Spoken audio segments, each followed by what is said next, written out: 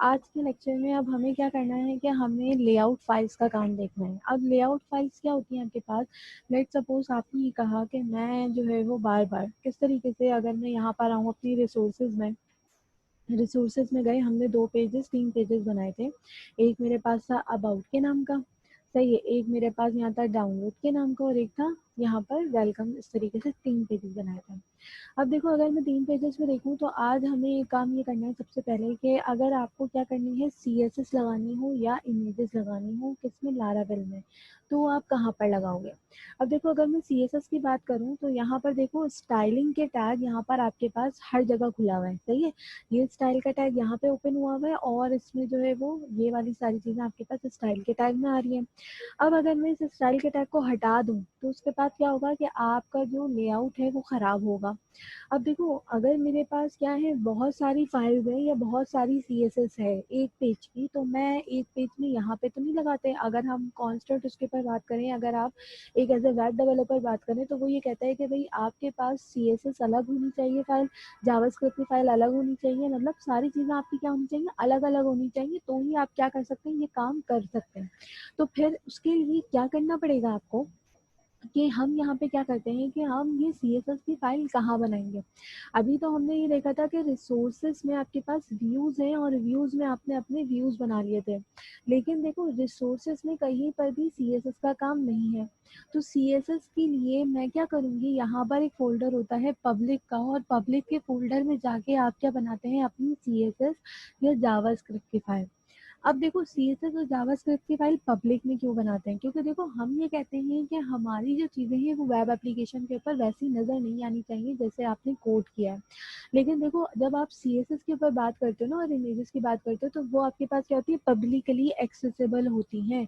तो मैं क्या करती हूँ, पब्लिक के फोल्डर में जाके मैं एक नया फोल्डर बनाऊंगी, जिसमें मैं इसको क्या दूंगी, ये CSS का फोल्डर होगा, और इस CSS के फोल्डर के अंदर मैं क्या बनाऊंगी, एक फाइल बनाऊंगी, और जिसको मैं नाम दूंगी मेन डॉट CSS, सही, CSS के एक्सटेंशन के साथ मेन डॉट CSS। अब इस मेन डॉट CSS में क्या होगा, अब एक चीज देखो कि मेरे पास अबाउट का पेज था, तो अबाउट के पेज पे भी सेम CSS थी। अगर मैं डाउनलोड के पेज पे जाऊं तो डाउनलोड के पेज पर भी मेरे पास सेम CSS थी। अगर मैं वेलकम के पेज पे जाऊं तो वेलकम के पेज पर भी सेम CSS थी। मैं क्या करूंगी कि मैं यहाँ से पूरा एक दफा कॉपी करूंगी, और ये मैंने कंट्रोल X किया, और यहाँ से ये जो स्टाइल का टैग थे ये मैंने हटा दिया, यहाँ से ये मैंने यहाँ से हटा दिया, सही है। मैं गई मेन डॉट CSS में, मैंने यहाँ लाके पेस्ट किया, और इसको क्या कर दिया, सेव कर दिया।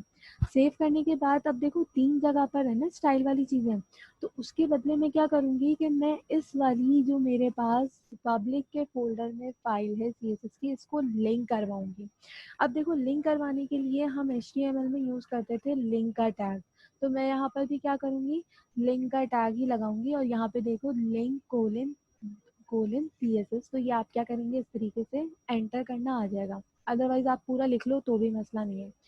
अब यहाँ पे देखो रिलेशन क्या है मेरे पास, स्टाइल शीट है।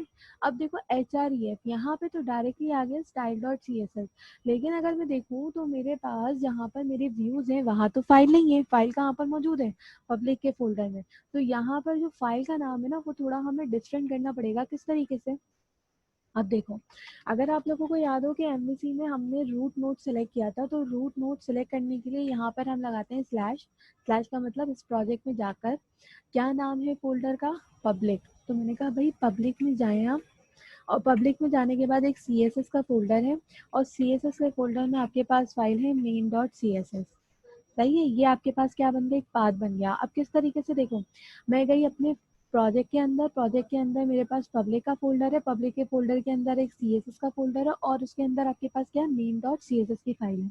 लेकिन देखो, जब हम लारावेल के ऊपर काम करते हैं ना, तो पब्लिक का फोल्डर आपके पास पब्लिकली एक्सेसिबल होता है। अब देखो यहाँ पे क्या करना है हमें, कि मैं यहाँ पर आई वेलकम वाले में, मैंने यहाँ पर अपना ये पब्लिक वाला नाम लिख दिया। अब देखो, जब हम लारावेल के प्रोजेक्ट की बात करते हैं ना, तो लारावेल के प्रोजेक्ट में ये जो पब्लिक का फोल्डर है ना, ये एक्सेसिबल होता है।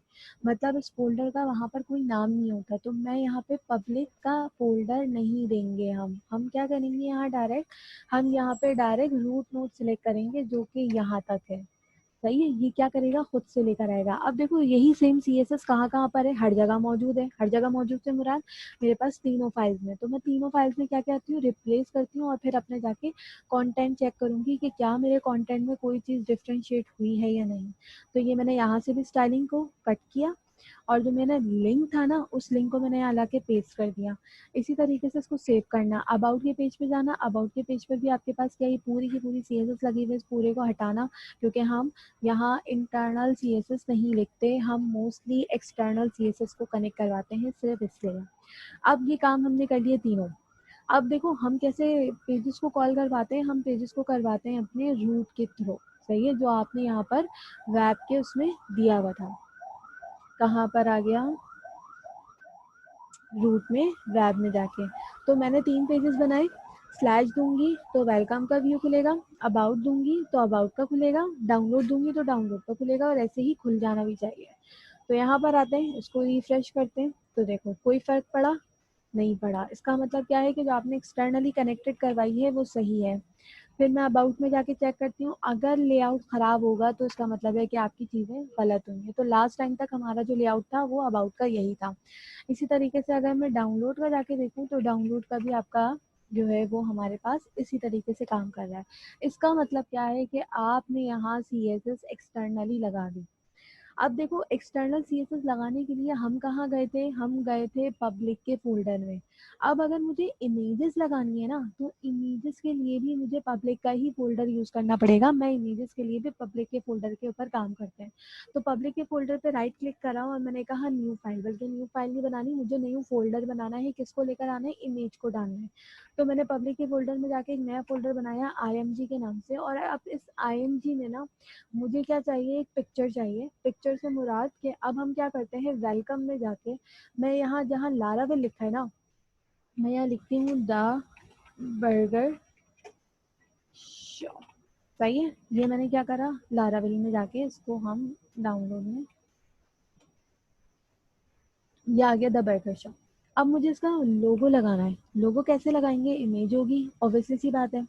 तो मैंने यहाँ पर अपनी PC में एक इमेज सेव करके रखी हुई थी। इसको हम क्या करेंगे, अपने लारावेल के प्रोजेक्ट में डालेंगे। किस तरीके से, यहाँ पर देखो, मैं गई यहाँ पर अपने, किधर, इमेज के फोल्डर में। मैं गई इमेज के फोल्डर में और मैं यहाँ पर आके इसको मैं शॉर्ट कर लेती हूँ। ये मेरे पास इमेज है और इसको मैंने कहाँ डाल दिया, IMG के फोल्डर में ड्रैग एंड ड्रॉप कर दिया। तो ये देखो मेरे पास इमेज कुछ इस तरीके से थी, जो मेरे पास अब आ गई यहाँ। अब देखो ये इमेज कहाँ पर आई है आपके पास, IMG के फोल्डर में, और IMG का फोल्डर का पब्लिक। अब ये इमेज मुझे कहाँ चाहिए, मुझे चाहिए इसके ऊपर। किसके ऊपर, मुझे इस बर्गर शॉप के ऊपर इमेज चाहिए। तो इमेज को लाने के लिए मैं यहाँ पर इसके डिव में आती हूँ और IMG का टैग ओपन करते हैं। IMG का टैग कैसे ओपन करते हैं, IMG, और मैंने कहा एंटर। सोर्स क्या है, अब देखो सोर्स वाली बात वही आ गई। मैंने क्या बात कही कि पब्लिक का जो फोल्डर है ना, वो आपके पास क्या एक्सेसिबल होता है हर चीज के लिए।